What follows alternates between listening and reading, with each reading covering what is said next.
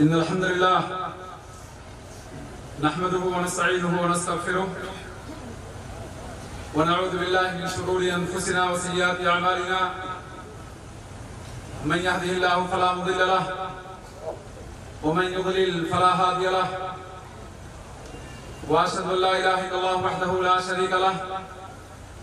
وأشهد أن محمدا عبده ورسوله أما بعد گرامی قدر صدر اجلاس فضیلت الشیخ شہاب الدین مدنی حفظہ اللہ و تعالی اور آج کی اس عظیم کانفرنس میں شرکت فرما جماعت کے معتمد موقر علماء دین خصوصیت کے ساتھ ہم سب کے استاد گرامی امیر مرکزی جمعیت اہل حدیث ہند فضیلت الشیخ اصغر علی امام مہدی حفظہ اللہ و رعاہ، مدرسہ سعودیہ سلفیہ اور اس کے جملہ ذمہ داران اور آج کی اس کانفرنس میں شرکت فرما خواتین و حضرات، ہمارا یہ اجتماع تعلیمی بیداری مہم کے تعلق سے ہوا ہے، اور جب بھی تعلیم کے سلسلے میں بات کی جائے تو ہمارے ذہن و دماغ میں دو باتیں عام طور پہ متبادل ہوتی ہیں۔ پہلی بات تو جسے ہم دینی تعلیم کے نام سے جانتے ہیں،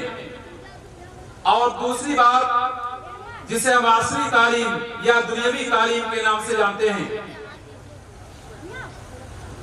تعلیم کوئی بھی ہو، ہنر کوئی بھی ہو، انسان کی زندگی میں کوئی بھی پیشہ ہو، اس سے انسان کو رفعت اور بلندی ملتی ہے، اور دنیا میں زندگی گزارنے کا انسانوں کو سلیقہ ملتا ہے۔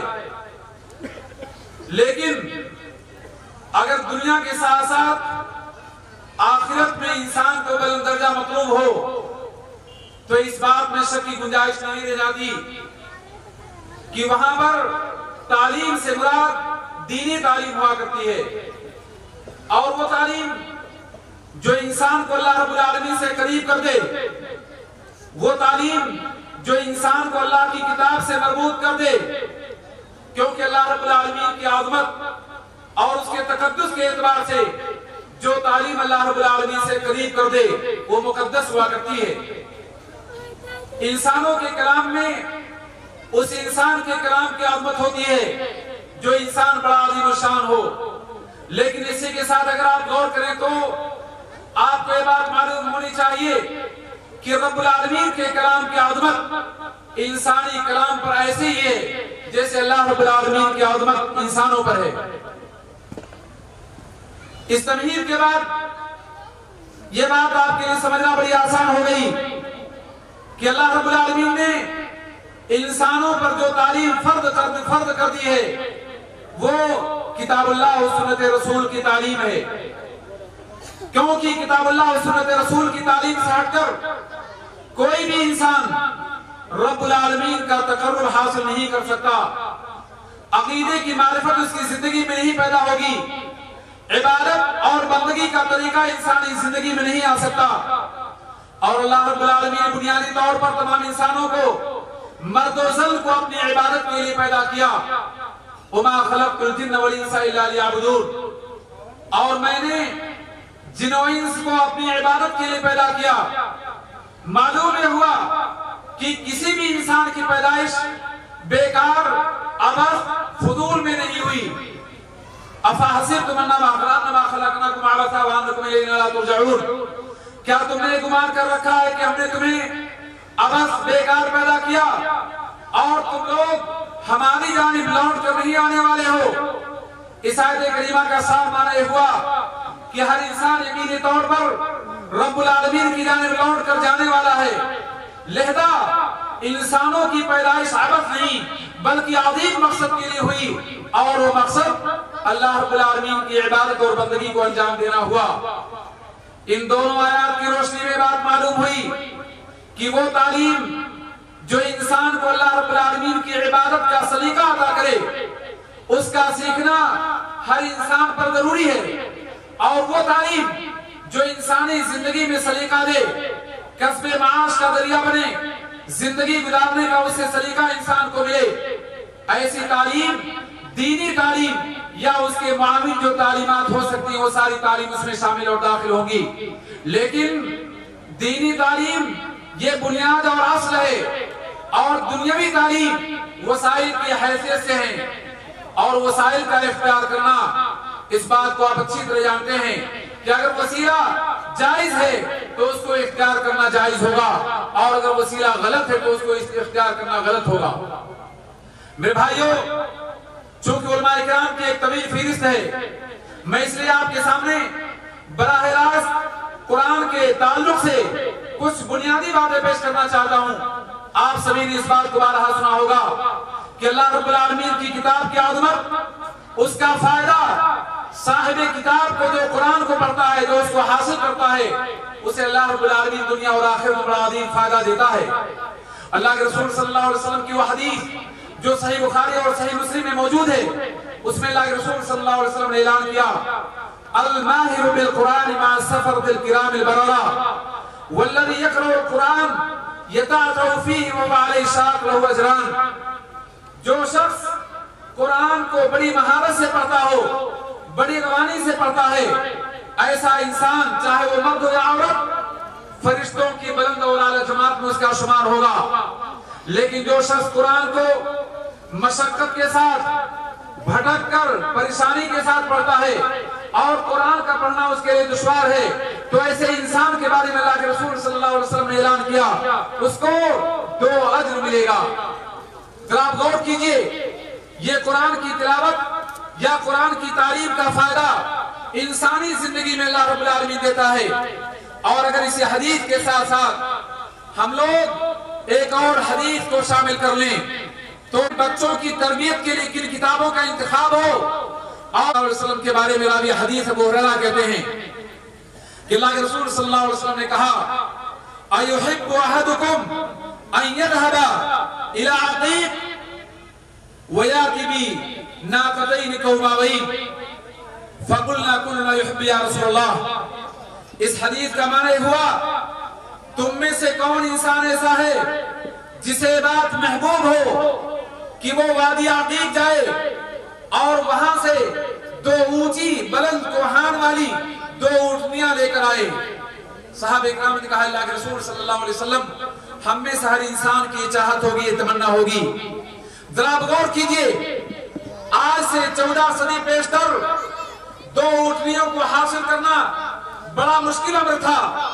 اور وہ انسان جو ایک اونٹنی کا مالک بن جائے معاشرے میں ترقی یافتہ کہلاتا تھا۔ لیکن نبی صلی اللہ علیہ وسلم نے ایسے موقع پر انسانوں سے سوال کیا، تم میں سے کون انسان اس بات کو پسند نہیں کرے گا کہ وہ عقیق جا کر 2 بلند کوہان والی اونٹنیاں لے کر آئے؟ صحابہ نے کہا، اللہ کے رسول صلی اللہ علیہ وسلم، ہم میں سے ہر شخص کو یہ بات پسند ہوگی۔ آپ نے کہا، الا یغدو احدکم الی المسجد فیتلو آیتین خیر من ناقتین۔ تم میں سے کوئی شخص کیوں کر مسجد میں صبح نہیں جاتا اور مسجد میں جا کر 2 آیات کی تلاوت کرے؟ یاد رکھو، 2 آیات کی تلاوت کرنا اس کے حق میں 2 اونٹنیوں سے بہتر ہے، 3 آیات کی تلاوت کرنا 3 اونٹنیوں سے بہتر ہے، اور آیات کے بقدر اونٹنیوں سے بہتر فضیلت انسان کو ملے گی۔ میرے بھائیوں اور میری بہنوں، ذرا میری بات کو غور سے سماعت کیجئے۔ آج دینی تعلیم کے بارے میں طرح طرح کے اعتراضات، الزامات عائد کیے جاتے ہیں۔ بسا اوقات دینی تعلیم حاصل کرنے والے انسانوں کے بارے میں یہ پروپیگنڈا کیا جاتا ہے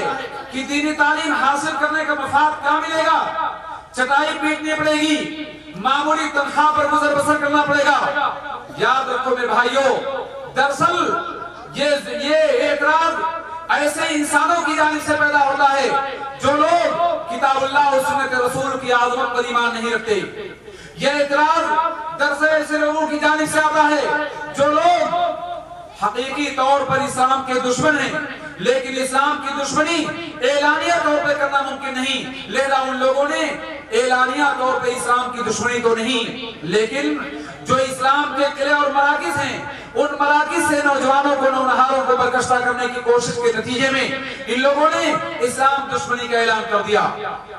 میں آپ کو بتانا چاہتا ہوں صاف طور پر کہ مدارس میں تعلیم حاصل کرنے والے لڑکے ہوں یا لڑکیاں، اگر آپ ان کا تقابل، اگر آپ ان کا موازنہ دیگر مدارس، دیگر اسکول میں پڑھنے والے لڑکے اور لڑکیوں سے کریں تو اس بات میں شک کی گنجائش نہیں رہ جائے گی، کیونکہ میں نے مختلف تعلیمی اداروں کو دیکھا ہے اور بار بار کانفرنسوں میں جانے کے اتفاق ہوتا ہے۔ میں یہ بات بڑے دعوے کے ساتھ کہہ سکتا ہوں کہ تعلیم گاہوں میں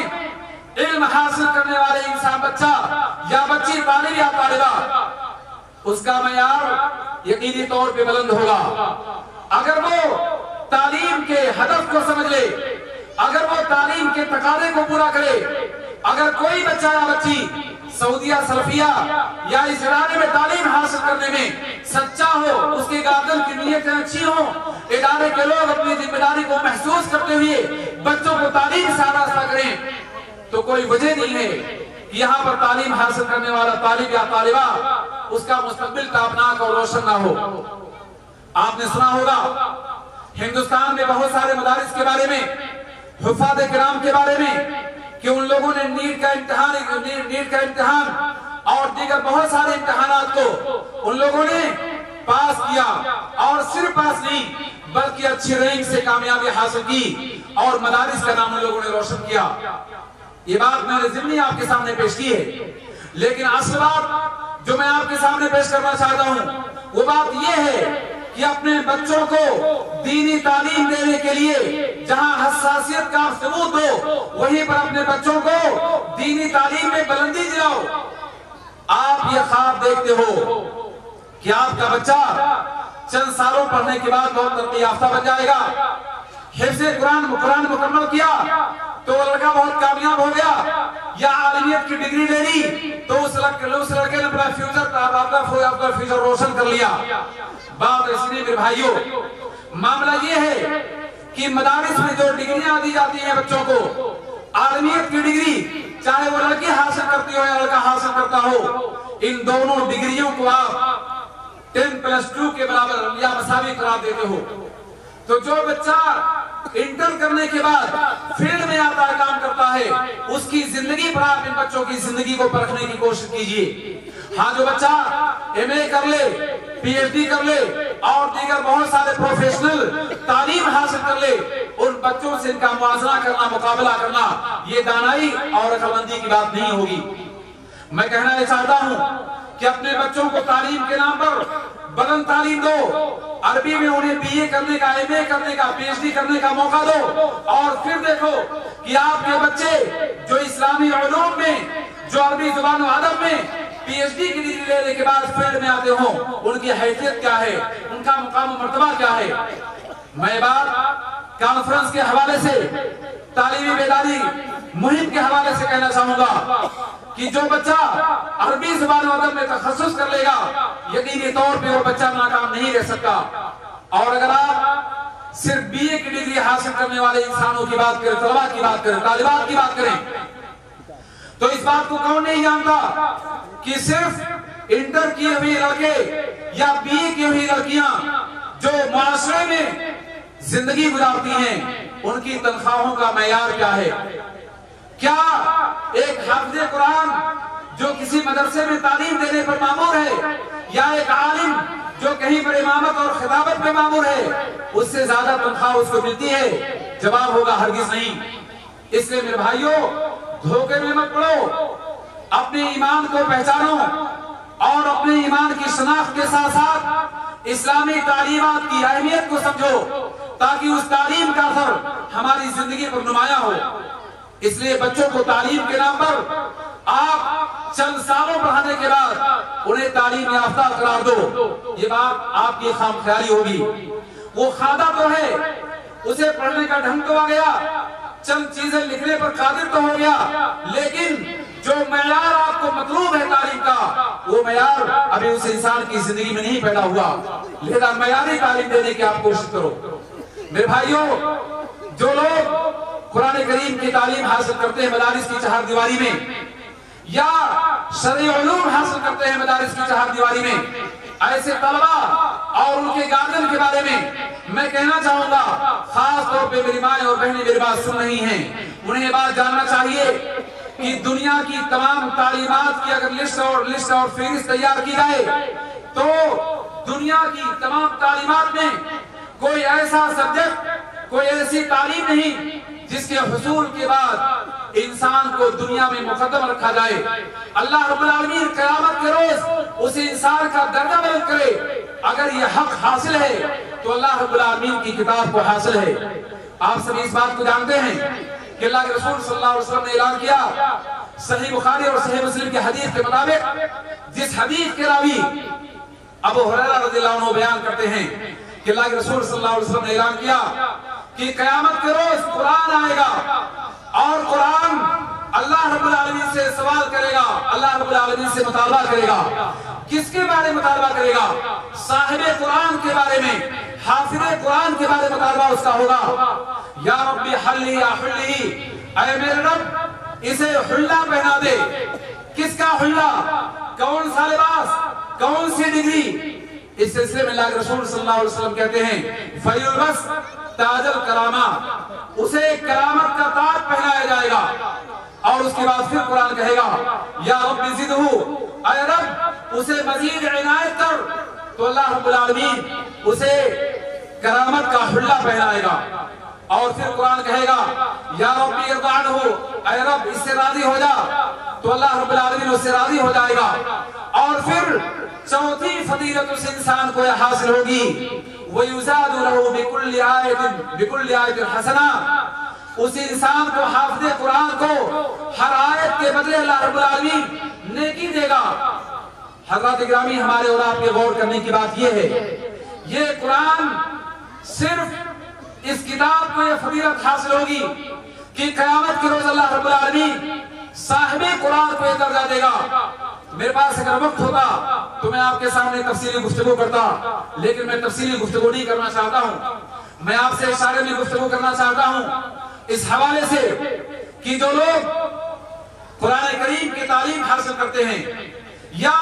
شرعی علوم کی تعلیم حاصل کرتے ہیں، انہیں اپنے آپ کو مخلص بنانا ہوگا۔ انہیں خودداری، عزت نفس، عظمت نفس، ان تمام چیزوں کو اپنے دل میں جاگزی کرنا ہوگا، تب جا کر ایسے انسانوں کی زندگی میں عظمت پیدا ہوگی۔ یاد رکھو، چند ایسے لوگوں کو نمونہ بنا کر عام علماء کے بارے میں جو تاثر پیش کیا جاتا ہے انتہائی برا تاثر ہے،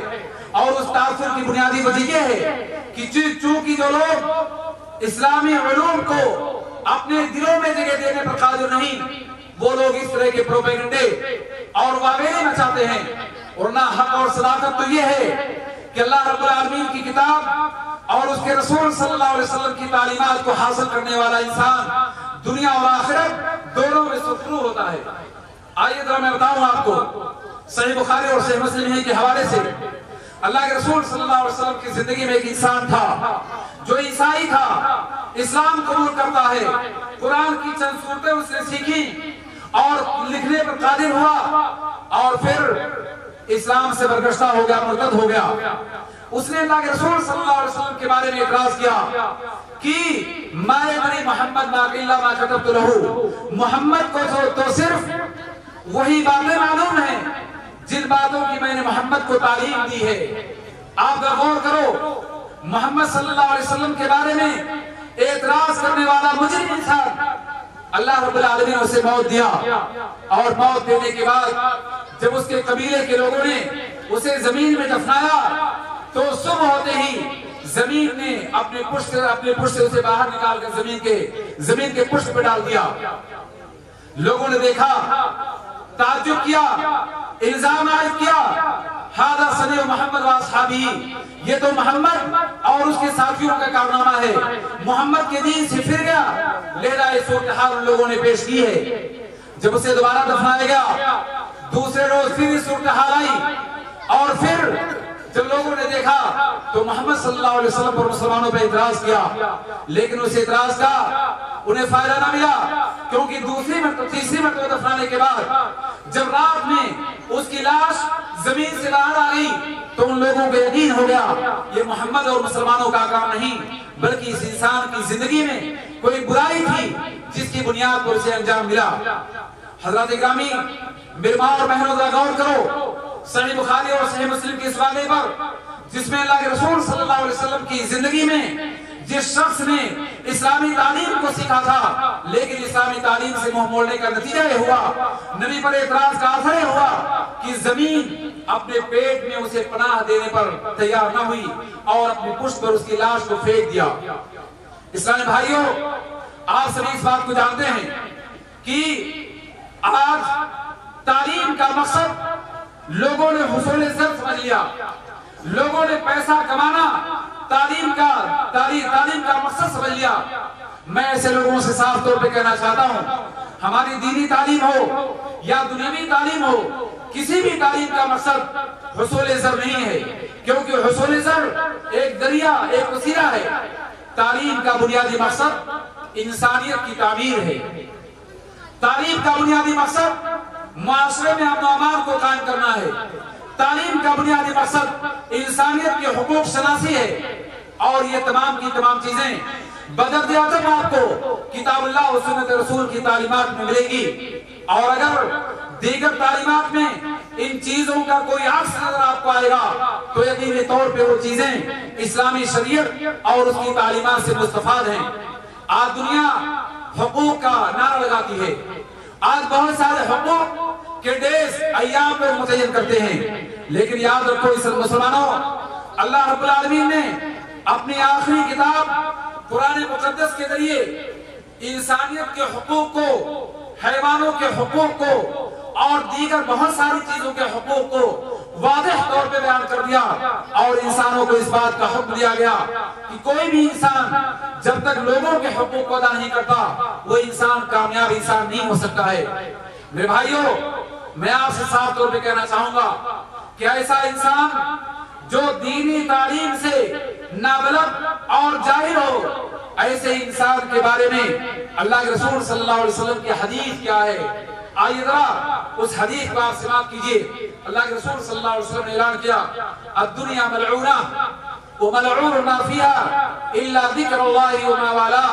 او عالما ومتعلما۔ دنیا پوری کی پوری قابل لعنت ہے، اور دنیا میں جتنی بھی چیزیں پائی جاتی ہیں وہ سب کی سب لعنت کی مستحق ہیں، سوائے چار چیزوں کے: اللہ رب العالمین کا ذکر، اور جو چیزیں اللہ رب العالمین کے ذکر میں معاون ہوں، اور تیسری چیز اللہ کے رسول صلی اللہ علیہ وسلم نے کہا عالم یا متعلم، طالب علم یا مدرس۔ یہ چار چیزیں ایسی ہیں جو دنیا میں پائی جاتی ہیں لیکن لعنت سے بری ہیں، لعنت سے الگ ہیں، اور ان چار چیزوں کے علاوہ جتنی بھی چیزیں دنیا میں موجود ہیں وہ سب کی سب لعنت کے زمرے میں شامل ہیں، لعنت کی مستحق ہیں۔ لہذا مسلمانوں، اس حدیث کی روشنی میں بتایا چلا کہ اللہ رب العالمین کا ذکر ہو یا اللہ رب العالمین کے دین کو حاصل کرنے کا معاملہ ہو یا دین کی تعلیم دینے کا معاملہ ہو یا جو چیزیں ان کے معاون ہوں، یہی چار چیزیں صرف نعمت کی ہیں، یہی چار چیزیں ملامت اور لعنت سے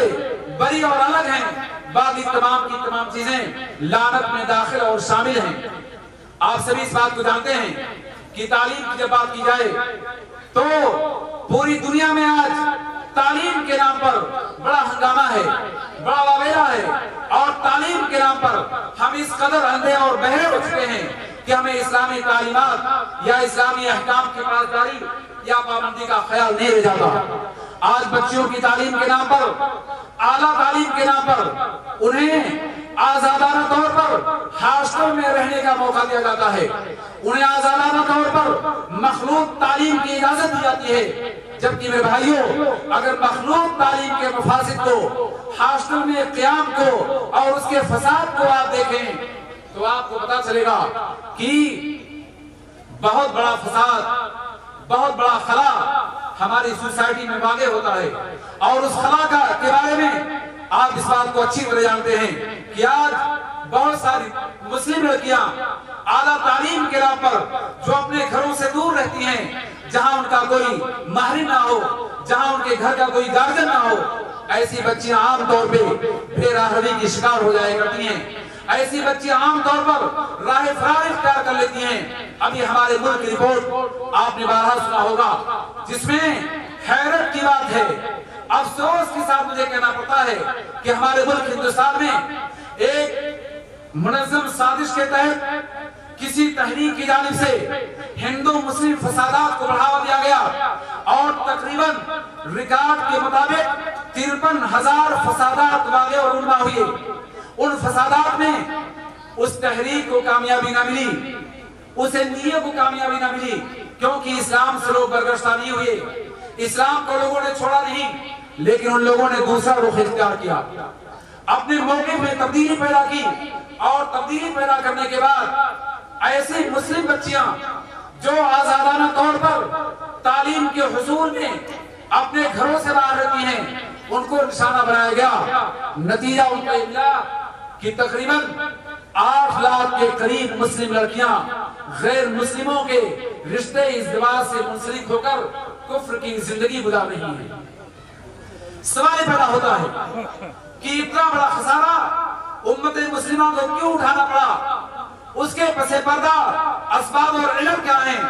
اگر اسباب اور علم پہ غور کیا جائے تو بہت سارے اس کے اسباب ہیں۔ ان اسباب میں بے پردگی، آزادانہ طور پر ہماری نوجوان بچیوں کا، ہماری جوان بچیوں کا اپنے گھروں سے دور رہنا، ہاسٹل میں زندگی گزارنا، اور مخلوط تعلیم کا اثر یہ ہوا کہ ہماری بچیاں ایمان سے برگشتہ ہو گئیں۔ لہذا اگر موجودہ طوفان سے اپنی بچیوں کو، اپنے بچوں کو بچانے کی فکر ہمیں ہے، تو ہماری بنیادی ضرورت بنتی ہے کہ ہم لوگ اپنی بچیوں کی تعلیم کے سلسلے میں پوری طور پر حساسیت کا ثبوت دیں، پوری طور پر فکر مندی کا ثبوت دیں، اور کسی بھی بچی کو اجنبی کے گھر رہنے کا موقع نہ دیا جائے، چاہے امتحان کے نام پر یا تعلیم کے نام پر یا دیگر بہت سارے نام جو ہمارے معاشرے میں موجود ہیں۔ اگر ہم نے ان کو موقع فراہم کیا تو یقینی طور پر صورتحال ہمارے سامنے ہے، اور آنے والے دن شاید اور بھی زیادہ خطرناک ہوں۔ لہذا ہمیں چاہیے کہ ایسے معاشرے میں ہم لوگ اسلامی تعلیم کی اہمیت کو سمجھیں، اور جہاں پر بچیوں کی تعلیم کا مناسب معقول بندوبست ہو، وہاں بچیوں کو تعلیم کے لیے بھیجا جائے، اور ان کی تعلیم کی فکر کی جائے، جس سے ان کی دنیا بھی سنورے، ان کی آخرت بھی سنورے۔ میرے بھائیوں، آدھا گھنٹہ مجھے وقت دیا گیا تھا، اور وقت غالباً پورا ہونے میں 2 منٹ باقی ہے، لہذا میں انتہائی درد کے ساتھ اس کانفرنس کے حوالے سے آپ کے سامنے بات کہنا چاہوں گا کہ آپ لوگ اپنے معاشرے کا جائزہ لیجئے، نگاہ اٹھا کر دیکھیے، معاشرے کی صورتحال پر نظر رکھیے، اور اپنے بچوں کی تعلیم کے سلسلے میں اپنے گھر سے اس کا آغاز کرتے ہوئے پوری حساسیت کا آپ ثبوت دو۔ جب تک آپ گھر میں پڑھنے اور پڑھانے کا ماحول نہیں قائم کرتے ہو، اس وقت تک اپنے بچوں کی بہترین تعلیم کا خواب دیکھنا آپ کے لیے دھوکہ ہوگا۔ لہذا اپنے گھروں میں پڑھنے کا ماحول پیدا کرو، پڑھانے کا ماحول پیدا کرو، بچوں کے ساتھ بیٹھیے، بچیوں کے ساتھ بیٹھیے، اور ان کی تعلیم پہ توجہ دیجیے۔ یاد رکھیے، آپ کا بچہ ہو یا آپ کی بچی، اگر آپ کے گھر سے باہر نکل کر جاتے ہیں پڑوس کے گھر میں یا کہیں بھی جاتے ہیں، تو ان کے گھر سے باہر نکلنے پر آپ کی سخت نگاہ ہونی چاہیے۔ کب وہ نکلا، بچی کب گھر سے گئی، اور اس کی گھر میں واپسی کب ہوتی ہے، یہ تمام کی تمام چیزیں ہماری تعلیم کے راہ میں انشاءاللہ معاون ثابت ہوگی۔ میں اللہ رب العالمین سے دعا کرتا ہوں کہ اللہ رب العالمین مجھے اور آپ کو ان بہترین باتوں کو سننے اور ان کے مطابق عمل کرنے کی توفیق دے۔ وآخر دعوانا ان الحمدللہ رب العالمین۔ السلام علیکم۔